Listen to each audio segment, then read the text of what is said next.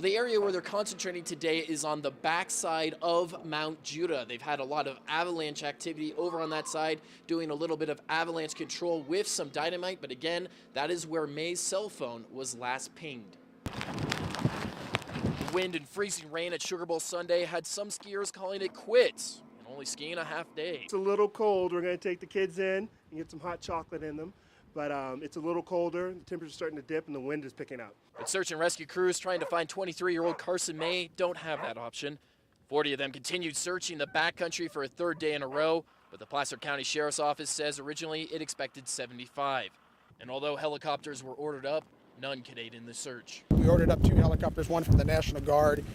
They actually tried to make it up here, and they hit a wall of a ceiling of weather they couldn't make it past. CHP tried to make it up as well. They weren't able to pass in. Crews were depending on those aircraft to check an area avalanche danger has kept ground crews out of.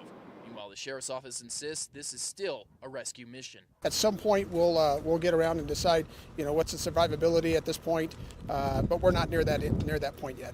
They believe May could honestly still be alive, and survival in the area this time of year is not unheard of. The longest one I've seen out of this ski resort off the back of the mountain was about 3.5, 4 days, and she was in really, really good shape, really good health. Avalanche dogs are also being used to check beneath the snow surface. They're only good for us if we're out there doing some probe searching.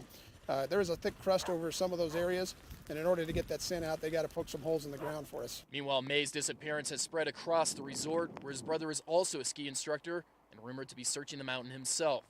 Other skiers say they're keeping his family in their thoughts and prayers. And I'd be out of my mind with worry. I was keeping an eye on the kids, even down here. I can't imagine on the backside of the mountain by yourself what it would be like.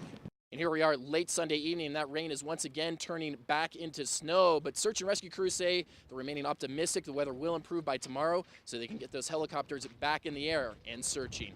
At Sugar Bowl tonight, Doug Johnson, Fox 40 News.